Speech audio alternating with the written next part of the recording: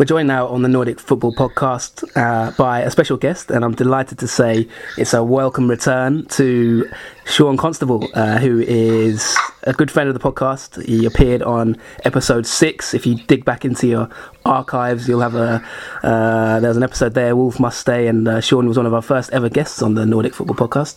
Shaun, superb to have you back on the show. Thank you for joining us. Thank you very much. Always a pleasure to be around you boys. No problem.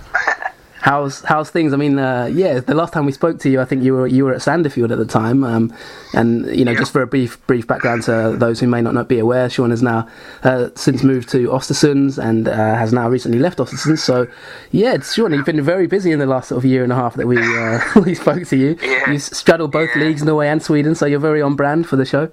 How's everything going? Yeah, it's okay. It's going well. It's like you say, it's been the last year or so has been a bit full on because obviously we had different coaches coming into Sandefjord after Hinen leaving.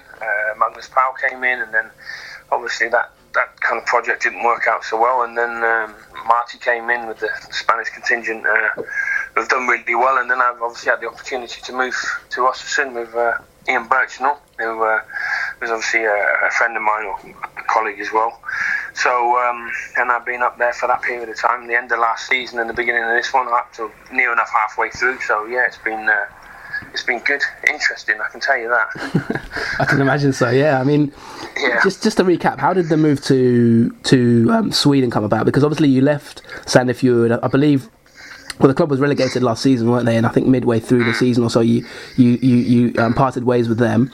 So we'll touch on that slightly, and then sort of move into how the move to Östersunds came about. Because I think it was around July last year, wasn't it, that you moved to Sweden? Yeah, it was towards the end of July. Yeah. I mean, I've been at the club for 7 years in Sandefjord, and starting out in the youth department and working my way up into the first team. And I still had a lot of, as always with small clubs, I was coaching with the first team, of course, as an assistant coach there, and then also being involved with the youth development down, because I still like to go down and work with the younger players. I think that's really important. It's a good way to keep yourself grounded. And then I think the opportunity came for me to go to Östersund, and I will say that Sandefjord were great, because they could have been I still had time on my contract, so they could have dug the heels in and asked for some money, but they didn't. They let me go because of the work that I've done for them over the last 7 years, so that was really good of them, Yeah, that is good. It doesn't always happen like that, does it? But it's good to see that you were allowed to leave. I mean, I think you joined Östersunds, like I say, like you've mentioned there, July 2018, towards the end of the month. And Östersunds won their first 3 games in the time that you were around, I believe. So, fantastic start. How did you find the transition to Swedish football? Very interesting.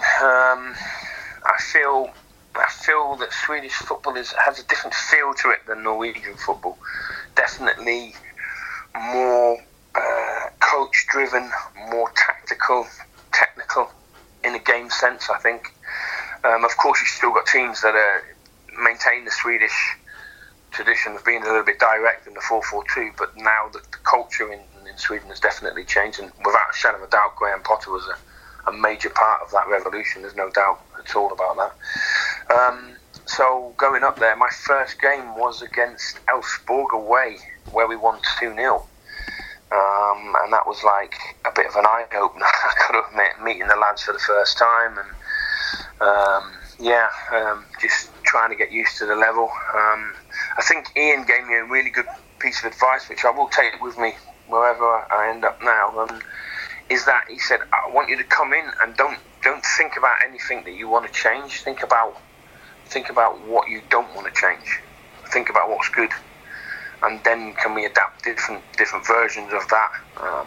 And told me to spend the first 2 weeks just sitting back and watch the players, watch the training, watch the games, get on the video, watch more games, and then have a better kind of overall view about how this is going to work. And that turned out to be really good advice, to be fair.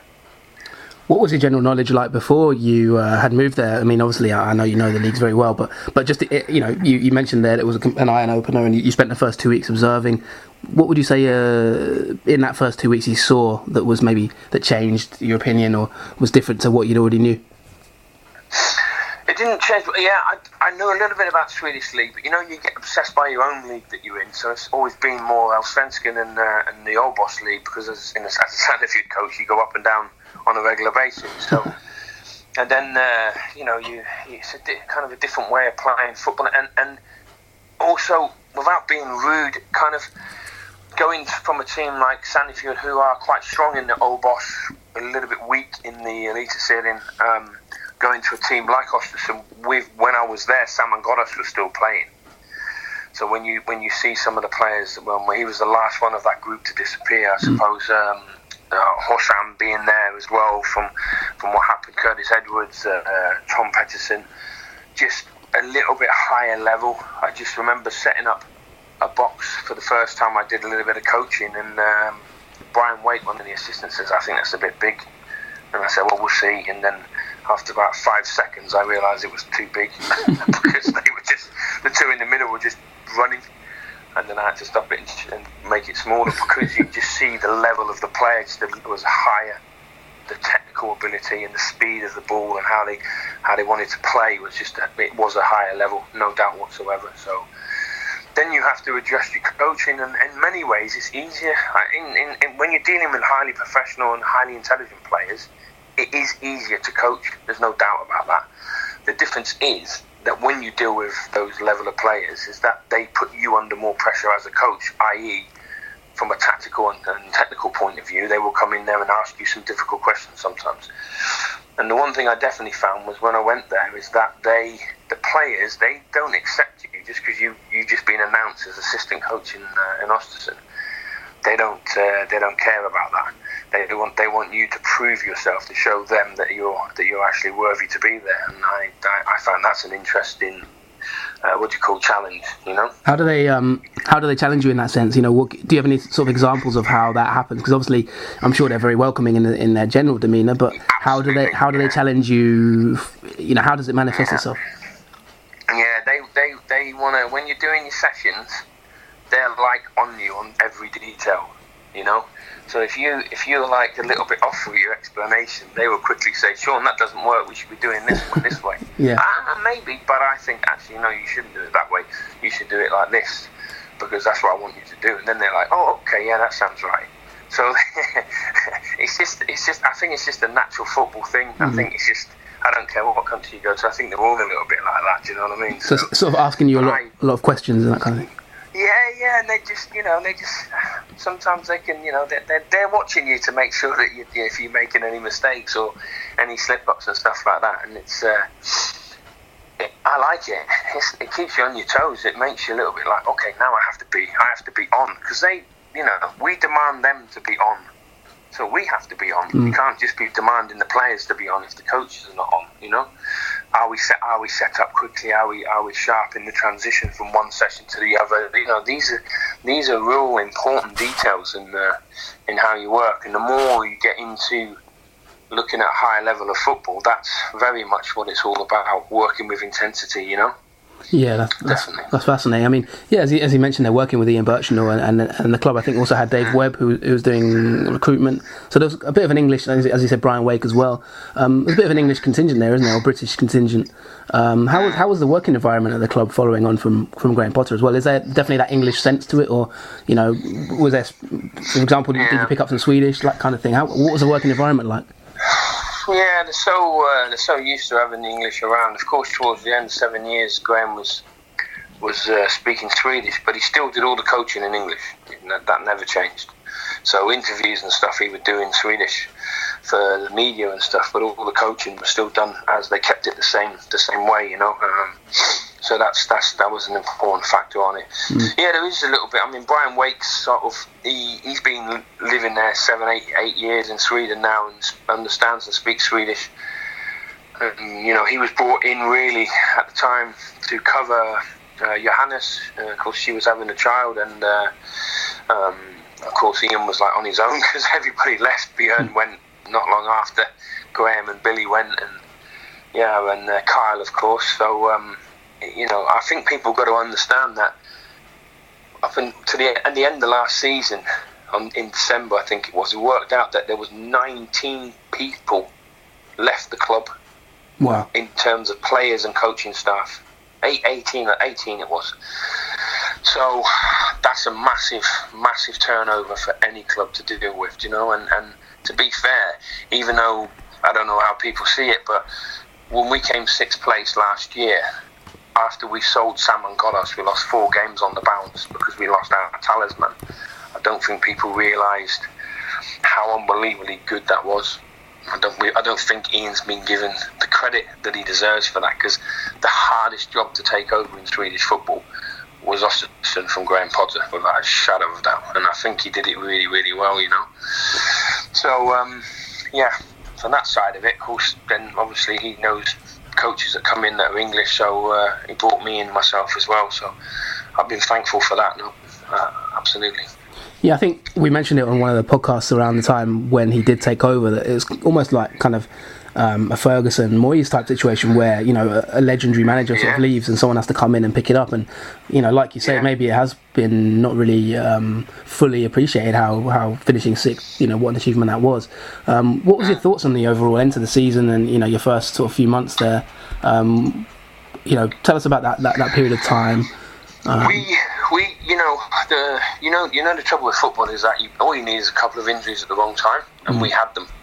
You know, we brought in Simon Kroon, who came in. I remember the first game against Elfsborg, he scored a fantastic goal when we went on to win 2-0 there, and we lost him after 2 games, and he's been injured ever since. And that you know, Simon is he's a very good football player. Do you know what I mean? Intelligent, understands space well, and we haven't had him at all. And then we've had other players like Jarell Sellers, you know, young player from England coming over, feeling his way in, and he came in the summer himself, building him in, and as you saw towards the end of the season, he grew and grew as a player. Jamie Hopker injured, you know, so all of a sudden if you look at some of the games when we played, I mean, Norrköping away, I think we only had 3 on the bench.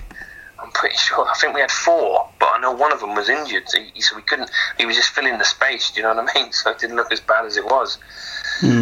So to get through some of those games, you know, and to finish off like we did, we in terms of the coaching staff were very proud of it, and I think, you know, there were other people that weren't proud of it. So that's always the little bit of pressure that you have when you're involved in a club. When you say that, do you mean the fans when you say that, or? No, the fans up there are unbelievable. They are class. They really are unbelievable. But, you know, there's always some little group that maybe not so, you know, only came 6th place, probably don't understand how difficult that is. Yeah. You know, I mean, you know Swedish football, like even like now this season, some really strong teams there. Exactly. That's not an easy league to go and try and say you're going to go and win it. Of course, that's what you set out to. That's, of course, the road you go down without a shadow of a doubt. But you do need that little bit of fortune, don't you? I'm not going to say luck, because I don't like that word, but fortune is definitely something that you need when you're trying to push like that.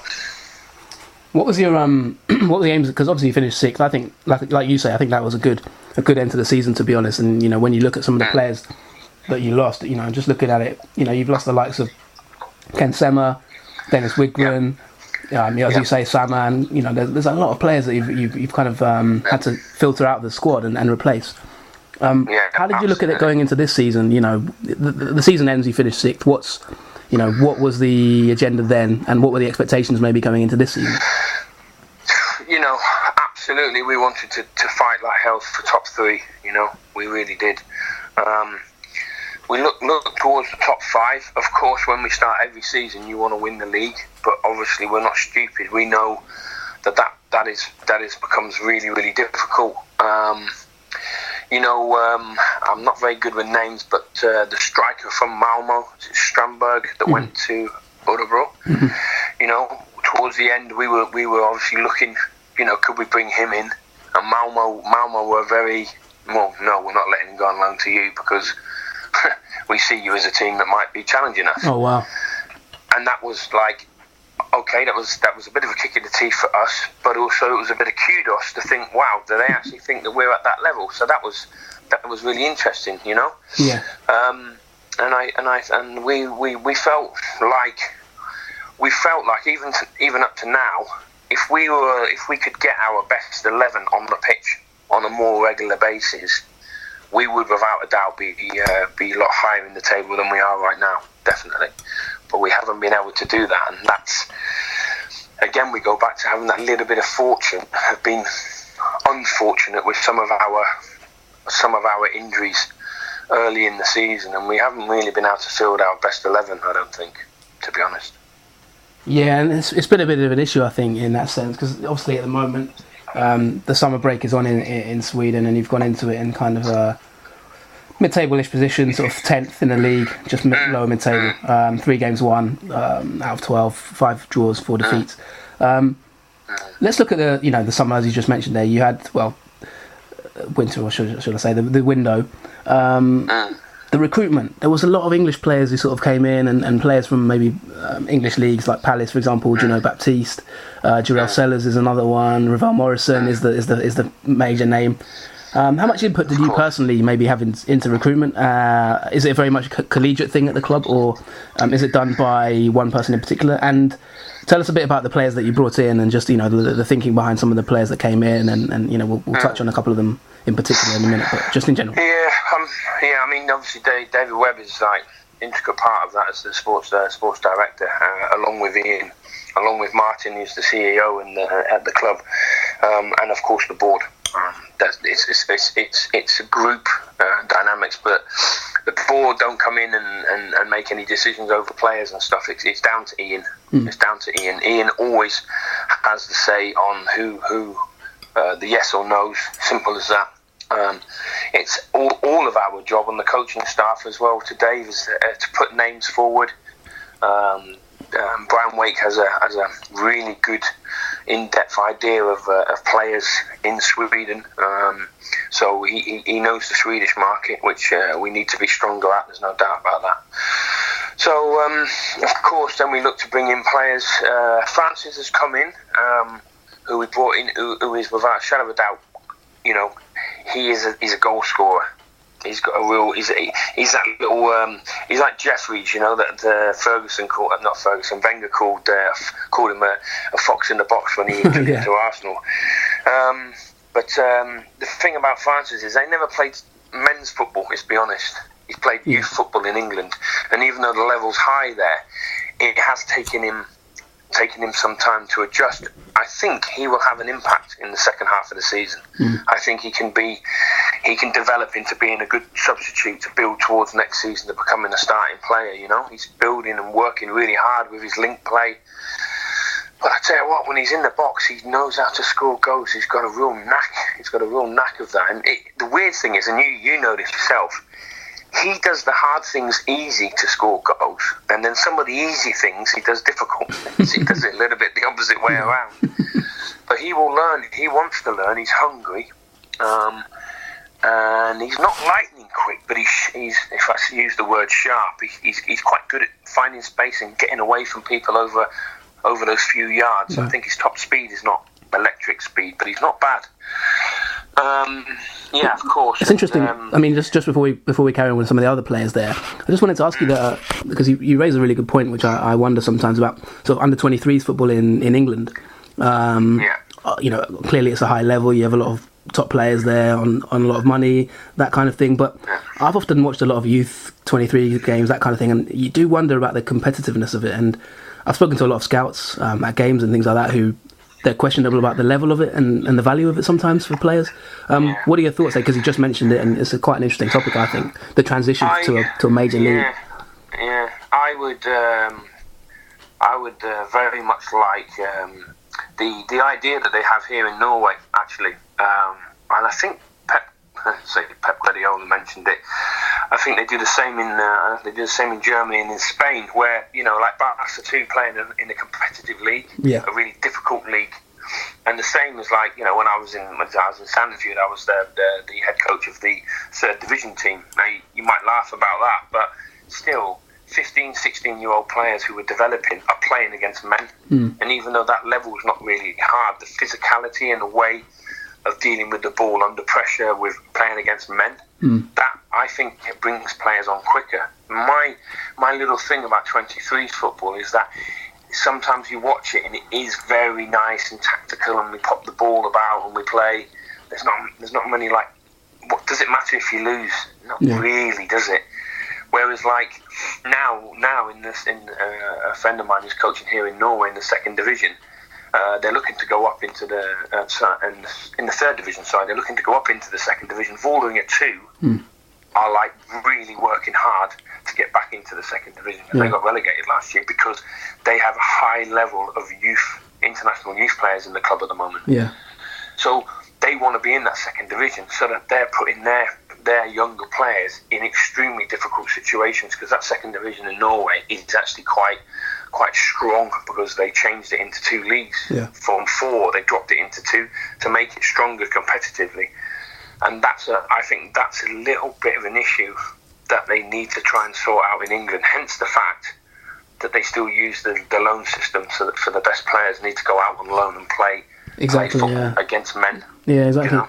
I mean, I apart from obviously Scandinavian football, I have quite a bit of a passion for non-league football, and I go to a lot of games. And in the past, I've sort of talked to people about, players going from semi-professional game, for example, rather than the 23s route, because you're playing against men, as you've mentioned there. All right, it's not as good quality technically, but you're in a physical challenge rather than maybe playing against kind of. A very methodical game at 23s level, no tackles, do you know what I mean? If you win or draw, it's not a massive deal. There's 20 people there maybe, do you know what I mean? So it's an interesting one. So you'd be in favour of a B team structure, essentially, you're saying? If they could bring it in, absolutely. Yeah, absolutely, because I've been, like I was saying, in the B team, coaching the B team, and you know that, listen, hey, we need to win this game today, guys, because if not, we're down in the relegation. And that puts a different pressure on a player. Definitely. And then you understand, okay, this player here, he struggles to deal with that pressure, so that's not good. How can we now help him to learn about that? If you don't have that kind of pressure on players, you can never really truly say, are they ready to be thrown in at the first team level? Because I don't think you can, and that's a problem. It's a little bit of a problem in Östersund because they don't have a B team there, you see, because of the amount of travelling it takes to be in Östersund. To be a B team is phenomenal for the expense side of it. So they have a little bit of what would you call? I don't know if Sandefjord still have the 23 team that goes and travels everywhere. So it puts pressure on your finances. There's no doubt about that. Yeah, exactly. No doubt about that. Yeah, but I am in favour of that B team play, but in England it'll never happen because there's too many clubs, there's too much football, so it'll always be the development of the youth, and then it'll be the loan system. Look at Wilson got sent to Derby, didn't he, to go and play under Frank Lampard, and you can see he's come back, and now he'll have an opportunity at Liverpool on the pre-season to show has he taken the next step, and if not, they'll sell him. That's the way it works, as simple as that. Yeah, exactly, and they'll probably make good money out of him because he's got a good level of experience. I mean, just let's go back to the players that you mentioned there who came in, because we have to talk about one of them, Ravel Morrison, who obviously there's a bit of a situation that's gone public in the last few days with the contract situation, but before we touch on that and that situation, let's just talk about the player himself, because I remember clearly saying on the first podcast of this season in the preview show to Steve that getting him was a massive coup, and I was super excited to see him in the league, and I said he could be the best player in the league. It's not quite worked out that way yet, but you've obviously coached him at close quarters. Just tell us about the signing and the player himself as well. Well, I doubt I coached him. I think it was more the other way around, but no, he's, well, I think you might, I don't know if you remember, we had a guy here in Sandefjord called Grossmuller, Carlos Grossmuller, that Uruguayan that came over at 34 whatever, and I was like, when he played I was like, wow, he was amazing. And then I've seen Ravel Morrison and gone, wow, that's a different level. It's just, the first training session he came in Marbella, it was just, we did a box, and some of the stuff he was doing with the ball, it was ridiculous. I think he sent about 3 players for different taxis in one moment. It was absolutely scary. His manipulation of the ball and all, it's how he uses his body, how he looks like he's going one way and then goes the opposite. He's just so good at disguising his movements, and even though not fully fit, still got a little step that he can get away from people, and very, very strong. if you watch the games, okay, maybe he wasn't ripping it up like we all wanted, but I tell you what, you couldn't get the ball off him often. He's strong, he knew how. You could see he was a bit of a played street football when he was younger, knew exactly how to use his body and get into positions. He was quite phenomenal, really, absolutely. I mean, and he's a player who I think it's fair to say, really, and even I think it's fair to comment about it, really, because he's gone public about it recently via his Twitter account about his reputation and kind of maybe just being unfairly portrayed at times. I think the Daily Mail ran a story about him, and it was quite negative in its angle, and he was a bit upset about that from his Twitter account. And I think the club cleared it up quite quickly. Tell us about the person himself, because he seems to be a little bit misunderstood at times as well, I feel. And what's he like as a player to be around, that kind of thing? Tell you what, really humble, really nice guy, polite. He's a winner of. He wants to win football games. As simple as that. So there's always that competitiveness. So sometimes in training, that could boil up a little bit because he's a street kid. You know what I mean? He wants to win. That's important to him.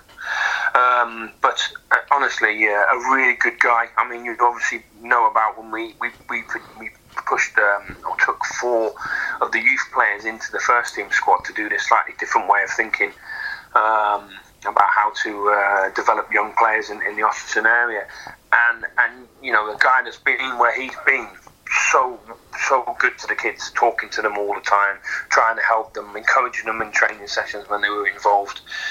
So from that side of it, I think he is misportrayed, because he's like, okay, he had some difficult times when he was younger, but he just got dragged into the wrong crowd, coming from a difficult background. Not the only player that's ever happened to, and that stigma is stuck with him.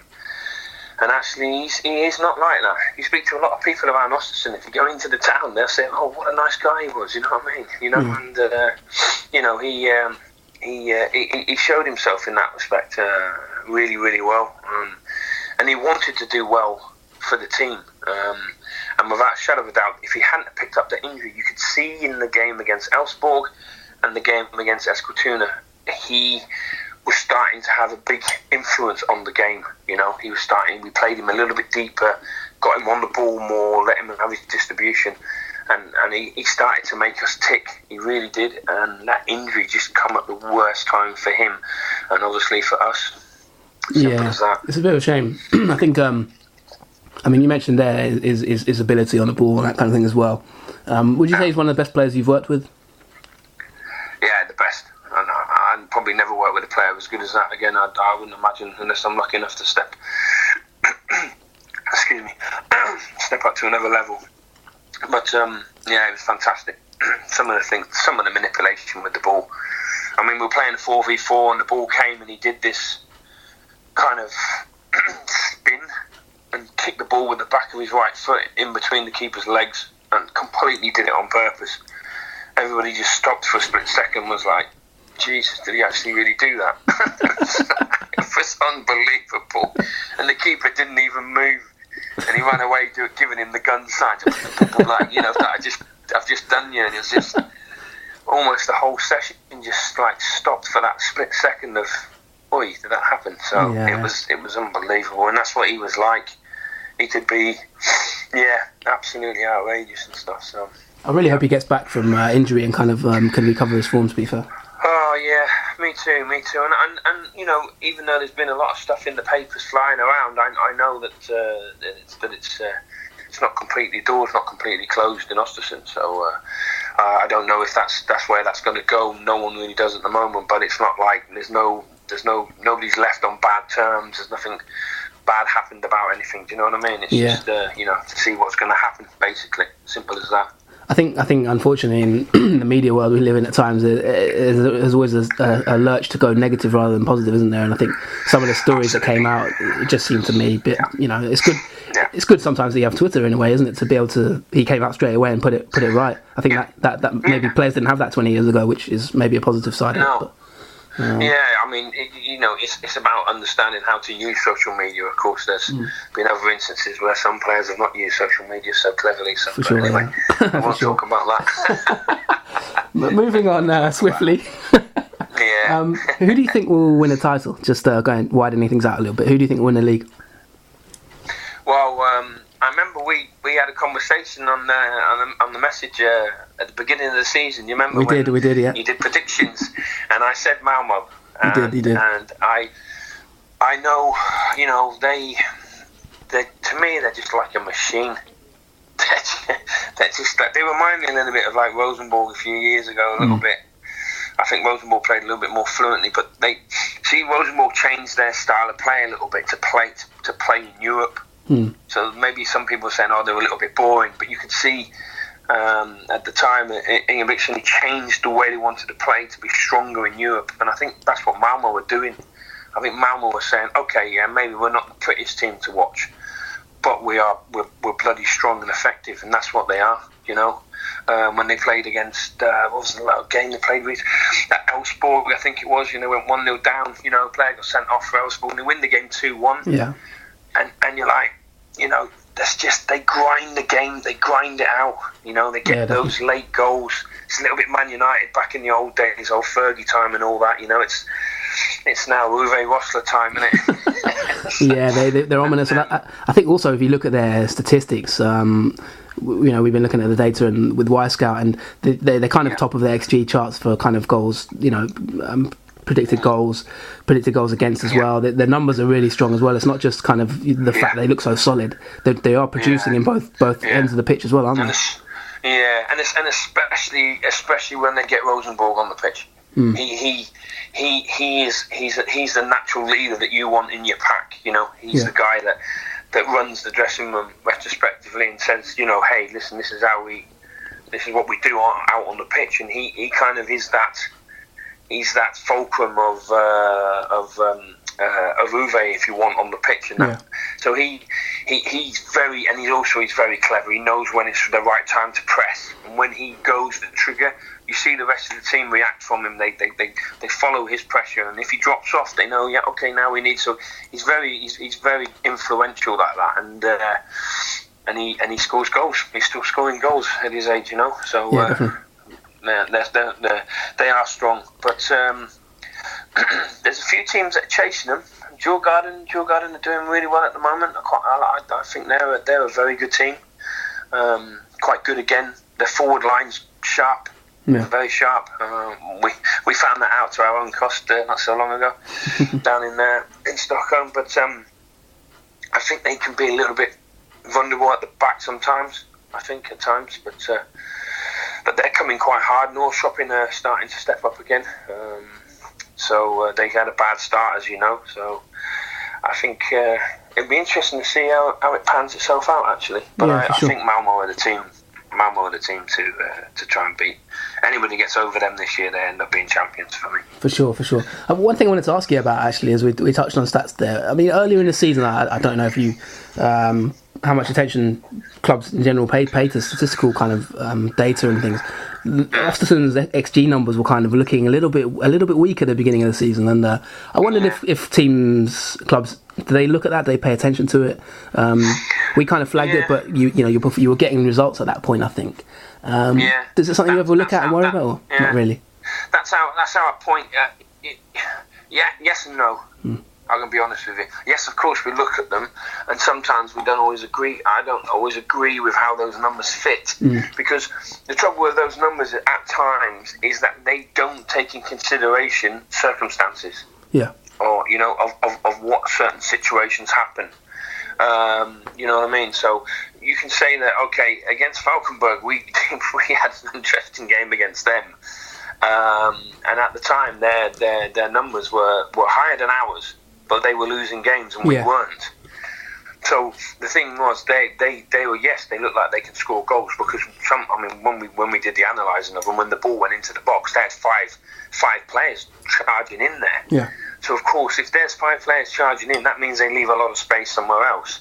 So consequently, you get in a situation where they come out and score 2 goals, but then they leave opportunities to be countered, or spaces found and transitions, and they end up losing games, and that's kind of how they've continued. Do you know what I mean? Yeah. So sometimes you've got to be careful with statistics, haven't you? I think they're relevant, but you can't get too bogged down in too much data. Yeah, no, I think it's that. Go on, sorry. No, it's funny that you say that, because me and Steve actually had a quite a detailed chat about that game, Östersunds Falkenberg, and there was one incident in it where I think Islamovic was put through. I think, and I think he scored, but it was offside. And XG gave it. I think they gave it a 0, but it was a marginal 50-50 decision, and the keeper had come out of his line, and it was like an open goal. We had a long discussion about that game, just about XG in general, and kind of how do you actually decide what is, because if the referee gives that as a onside, then it's still a chance, isn't it? You can't sort of say it's a 0 chance. So on the XG you got nothing, but actually you'd carve the team open. So do you get credit for that or not? And we had a long talk about that game, funnily enough. So it's funny that you should say that. Yeah, because that's why, it's like possession, isn't it? People go on about possession. I've met players that are like, my pass completion rate is 85, 95, and I want it to be 97. And you're like, okay, but then if you're doing little passes to each other and you're not hurting teams, then I don't understand what the point is about it. You've got to be. It's more about the penetration. And I know the Germans, they produce this thing called stacking, whereas if I make a pass sideways to a player, I get a point for that, Yeah. But if I make a pass through the lines into the striker's feet, I could get 7 points for that, because I'm breaking lines. Yeah. And I'm taking how many players I take out of the pitch, out of the game with that one pass, you know? So that concept is kind of high, because I like the idea of that, because if my stacking is really high, but maybe my pass completion rate is 85, but I've been successful because I've made difficult passes in difficult parts of the pitch. Yeah. So then that score ends up being quite high. Do you know what I mean? Definitely. So then it's a different way of looking at statistics. I think that is fascinating, actually. So moving on, just a couple of questions now, because it's been really good to talk to you. I don't want to take up too much of your time. Obviously, you've departed Östersunds recently, and the club put out a statement, obviously, and you wrote an open letter to the fans as well about your departure. Obviously, the sad passing of your father. Just tell us about how it ended for you, and maybe what the outlook is for you next, and what's upcoming and that kind of thing. Just tell us about the.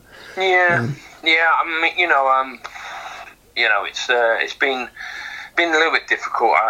My just before the season started, the 17th of March, actually, my father passed away, who I was extremely close with. I have a very close family, and it was very sudden, and that obviously took a lot of the shock. And the club were amazing with me. They let me have my time off. They didn't put me under any pressure. I came back for the ARK game away, then I went back to Östersund for a few days, then back to England for obviously the funeral, and to tie things up with the family and stuff. And obviously I moved away. My wife lives in Sandefjord in Norway, and my stepkids as well. And then I'm up there, kind of on my own a little bit, and the work is great. The club, fantastic. Fans, class, love it. Really enjoyed my time. I don't know. I found I wasn't. I think when you're at that level, and it is a high. People might listen to this in England and don't understand the level of Swedish football, but it is a very high level. The tactical work is involved. It is very coach driven over in Scandinavia. I think in general. In England, I think it's coach driven, but also a lot player driven. Right. Back in the UK, and I feel like that I actually wasn't giving Ian as much as I should be giving, and that I think that's not fair for him. It's not fair for the club. So ultimately, it was sat down with the people at the club, and Ian. Of course, Ian didn't want me to leave and was really kind of sorry about everything, but also he understands exactly where I come from, and he knows my family. He's been to, when I got married, he was at the wedding. He's met my parents quite a few times, and so he knows how difficult that's been for me to deal with. So I just need some time just to step away from football just a little bit, Obviously, I'm going to watch a lot of games and go and travel around and see people and stuff, and that won't be a problem. I'll obviously pop up to Östersund again as well and see a game, and then I'm just at the moment waiting to see maybe some other opportunity comes along that's closer to home. So, in Norway, but I'm in no major rush right now. You know what I mean? I think it's very brave of you to come out and say that, and obviously really challenging circumstances for you. It seems like you've dealt with it, very professionally. So thank you for obviously being honest with it. You say you're open to a sort of move maybe within Norway coming up, or are you at the moment playing it by ear? I'm working on my handicap, so see if I can get that down a little bit lower. So didn't know they play golf in Norway. Oh yeah, always, definitely. That's the one thing I always carry with me, is my golf set, so no matter what. Fair enough. But I'm waiting to see. I don't really know what will come up now at the moment. I mean, it's in the middle of the season, so I'm not gonna rush at anything. I'm not gonna just jump at the first thing that comes along. It's best to wait and see. Of course, I'm not Jurgen Klopp or Pep Guardiola. I can't sit around and pick what teams I want to pick. Yeah. So beggars can't be choosers sometimes. So, but we'll just see how it works out. Maybe it's time I step into being putting myself forward as a head coach somewhere. So maybe it's I don't know, second division team in Norway or Obos team, because I've got a lot of experience in football now, working youth level and working up. In the last year in Östersund has been really, really interesting. Different look, a different way of working from what I'm used to, and especially from the tactical side of it, and working. We work a lot with Y Scout, fantastic platform to use, brilliant for the coaching. Absolutely outstanding, So a big fan of Y Scout, to be honest. And maybe it'd be a good adventure to go down that line and put myself out in the front for a change. There you go. So there might be a bit of a Nordic Pod exclusive there. Shaun Constable, the manager, maybe coming soon. We'd look forward to that with bated breath. To be fair, that would be great. Absolutely. So, final few questions, really. I just wanted to firstly ask you, like you just mentioned there about the tactical side. What would you say you've learned from the experience in Östersund? Maybe how have you developed? What kind of things would you say you'd take with you into your coaching? Is there anything you could maybe highlight? And then the other question I wanted to ask was maybe players from the sidelines that stood out for you. You mentioned Rosenborg there. Was there any other players that kind of you looked at the touchline and stood out to you, or even teams, maybe tactical setups, that kind of thing, just from your time in Sweden? Yeah. The first thing is that I've come from a background of being, very much on the pitch coaching. That's my background. I would say that's my biggest strength, And then Ian's a very similar coach to me in the fact that he's on the pitch. He's a hands-on modern day coach like you get with Guardiola, Klopp, and Pochettino, and all those Graham Potter's the same. A lot of coaches are like that now in the modern way, aren't they? So then from my side of it, then it becomes a slightly different thing. Then I have to be okay. Right now, I'm not leading the session, but I'm the support person, and now I have to be more on the sideline watching. What's our theme for today? What are we working on? What's our structure? So maybe we want to play against a team where they play 5 at the back, and we need to switch the play more often. You know what I mean? To try to shift them over, because it's not easy when you play against a 5 when they drop down, or 3-4-3 that they drop into a back 5. Do you know what I mean? Sure. So from that side of it, I would spend maybe more time working with the midfielders. Body shape, receiving the ball, little more details about when was the right time to switch play. Do we switch play through the lines, or do we switch direct, depending on is that the right time to do it? So I'm there like kind of almost backing up all the time with Ian and looking at the details and extra stuff. Maybe there's one training session Ian says to me, Shaun, I want you to just look what happens with our back 3. Sometimes I don't think that when the ball gets shifted over to the right wing, I think we're a bit wide. So it will be more about details, and that's been something that I've learned and I found really interesting, or not so much learned but developed, So that's been good for me, and also working much more on the computer with Y Scout, working much more individually with players, the central midfielders particularly. I had a a lot of work with them because I played a lot of my career as a central midfielder. So is that sort of player analysis? Sorry to interrupt. Is that a player analysis type thing where you look at video and you pick up key things people can improve on, that kind of thing? Yes. Yeah. Yeah. Absolutely. Going through, and what we started to do is we used to do individual meetings and also unit meetings. Right. So I would take all the midfielders with me. And also, the lady coach that's at Östersund as well was Johanna, and she came in, and we would look with the midfielders, and I would just pick 10 clips.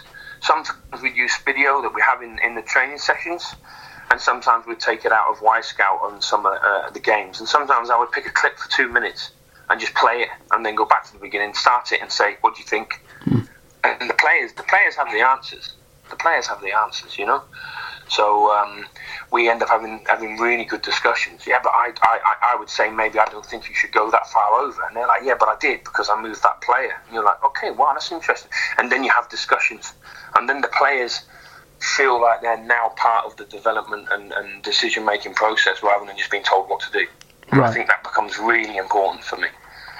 So those are the areas you've developed in really as a head coach. That's really fascinating. As head coach material. Sorry. What the final question, as I mentioned there? Yeah. What players maybe did you maybe not know about, or that you saw from the touchline and thought, oh, he's a decent player? And also, was there anything tactical that you saw that was maybe a manager or whatever that made you think particularly in game, that kind of thing? Yeah. One that what I found, well, when you're playing against, you look at Hammarby, you know what I mean?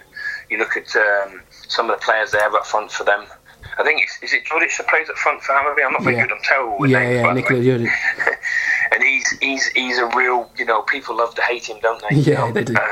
He can be a nasty little bugger, but I tell you what, he's a good player. He's a really good player, and the Icelandic striker up front for them as well. He scores a lot of goals, and he's been around as an experience, Kjell Townsend. But I found I think a really interesting team I like to watch is Norrköping. I love the way they, even though they had a bad start, I do like the way they set up themselves in the 3-4-3 tactically. I think the coach there, the young coach there, is good. He's a sharp guy. I know he's well respected in the game. A lot of people talk really highly of him. Seems like a really nice guy every time I've met him. And the way that they play is interesting. They use midfielders as wing backs. Yeah. They don't use normal wing backs. They have midfielders like Guri, the Icelandic midfielder. Now he's a central midfielder because Ian worked with him in Sandefjord, but he's been playing out as a left wing back because of the way that they play. They're very possession based. So they're quite a fascinating team, I think. And another team that's come to the fore right now is Gothenburg. They've done really well. The coach moved, obviously the assistant coach moved from Sandefjord to Gothenburg, and they pretty much got the same team there. They only brought in a couple of extra players. Obviously the young lad they've got there that's now, I think he's agreed with Ghent, has he?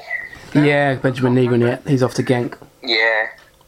So be interesting to see how that move is, because I will say, traditionally you find that some of the Swedish players that go over to Belgium find it difficult in that league because they're a tough league over there. Definitely, yeah.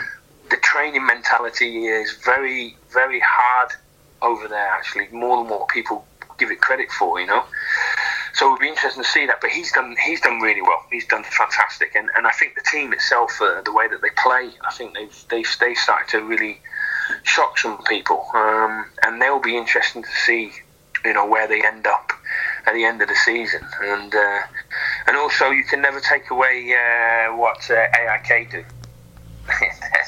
They're strong. Their head coach is a real character, I've met him a few times. He's a really interesting guy because they stick to kind of traditional way of playing in Swedish football, but again they're a little bit like Malmo, a little bit machine-like, very strong. Very difficult to break down, Yeah. Very difficult. You managed to get a 0-0 draw out against them in the opening game of the season as well, which was a solid result, really, wasn't it? But, We did. We played well, and to be honest with you, mate, we had an absolute stonewall penalty after 9.5. Well, no, I'm about 12, 13 minutes on Aish and Hossam Aish. Definitely a penalty, no doubt at all. When you see the replay, it's even more wow, you know. And if we'd have scored that, it would have been interesting to see what would have happened, you know. Yeah. Goals change games, but you know, I think maybe Hossam went down a little bit with the theatrics, and I think the referee was like, "You're not having that one." So there you go. That's what happens when you play away at the big boys, you know. There you go. Well, Shaun, it's been really good talking to you. Just to say quickly, the Norrköping manager there, Jens Gustafsson, I'm getting a bit of praise. Yes. But I'm glad you mentioned them, because they were my pre-season prediction to win the league, but it's not quite worked out that way. But that sometimes it happens, doesn't it? You know what I mean? It's off the back of you know, when you come back in and it's getting settled down again, and it shows you, doesn't it? It shows you that you need to have a good start in the season. For sure. You need to get your first 5-6 games need to be decent, because you need to get that momentum. So there you go. Shaun, been fantastic talking to you. Great to have you on the show. Pleasure. As always, you're always welcome on the Nordic Football Podcast. A true friend of the pod. It's great to hear from you. And maybe the next time we talk, you'll be the head coach of a club somewhere. So who knows? It might be harder to get hold of you then at that point. You know what I mean? Don't forget us though. Don't forget us. Yeah, I won't. I promise you. Stranger things have happened. Exactly. Yeah. So we wish you the best. Get a good rest, and hopefully see you back soon. Then. Thank you very much. Thanks, much appreciated. Bye bye.